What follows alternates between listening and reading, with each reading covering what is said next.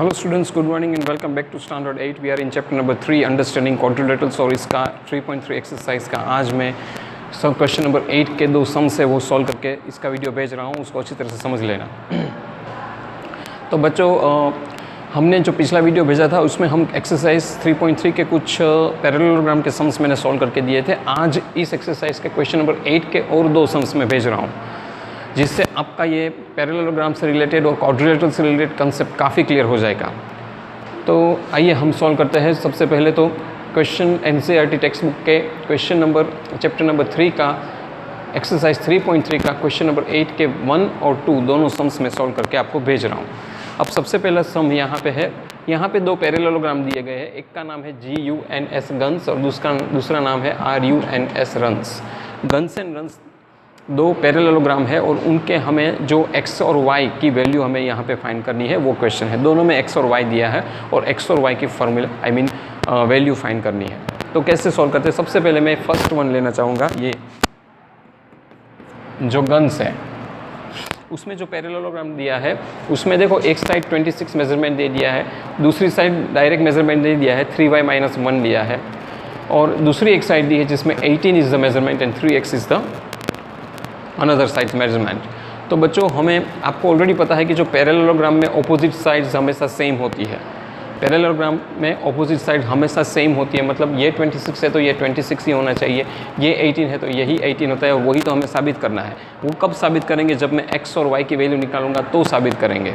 Okay, तो कैसे करते हैं मैं समझाऊँ। अब मैं पहले ये साइड लेता हूँ, तो 3y-1 और 26 मतलब क्या हुआ कि दोनों साइड सेम होती है, तो 3y-1 इज इक्वल टू 26 ही हुआ, क्योंकि दोनों साइड इक्वल है। तो मैं 26 लिखूँ या 3y-1 लिखूँ, क्या फ़र्क पड़ेगा? क्योंकि दोनों की वैल्यू मेजरमेंट तो सेम है, क्योंकि अपोजिट साइड पैरेललोग्राम के में सेम होती है।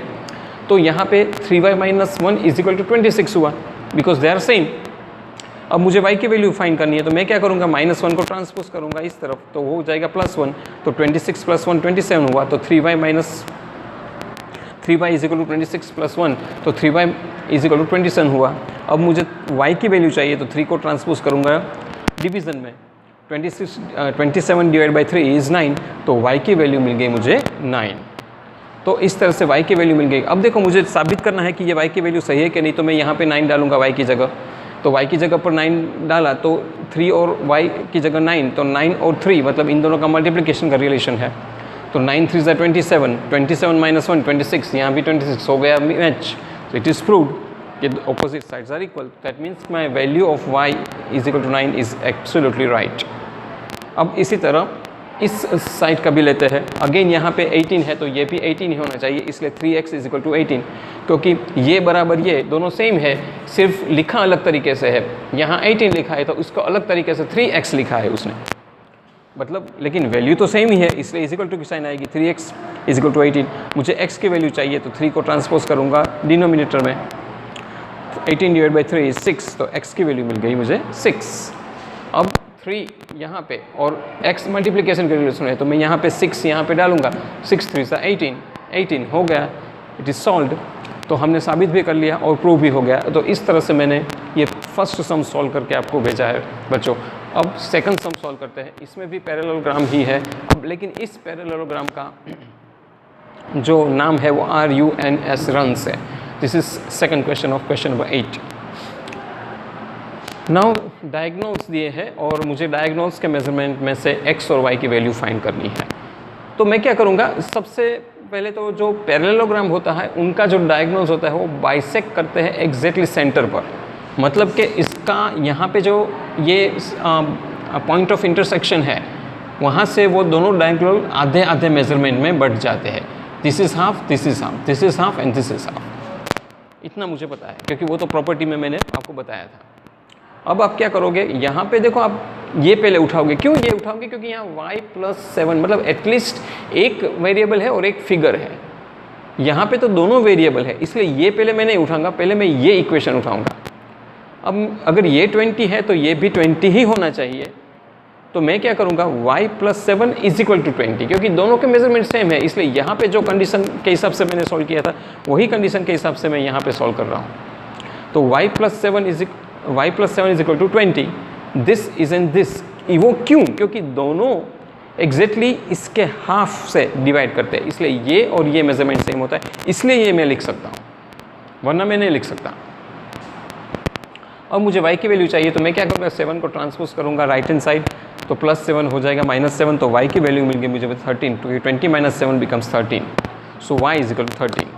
अब मुझे ये इक्वेशन उठाना पड़ेगा, y की वैल्यू मिल गई, मतलब ये y की वैल्यू जो यहाँ है वो भी 13 ही होगा, यहाँ भी 13 ही होगा, सेम होएगा, तो I got y value as 13। Now second equation, यहाँ भी वो सेम ही कंडीशन होगा, 16 is equal to x plus y, तो ये इक्वेशन उठाया x plus y is equal to 16, जिसमें y की वैल्यू ऑलरेडी मैंने फाइंड कर ली है 13, तो y की जगह पर अब इस इक्वेशन में मैं 13 लगाऊंगा, तो x plus 13 is equal to 16, x की वैल्यू चाहिए तो 13 को ट्रांसपोज करूँगा RHS साइड, तो वो -13 हो जाएगा क्योंकि यहाँ पे +13 था।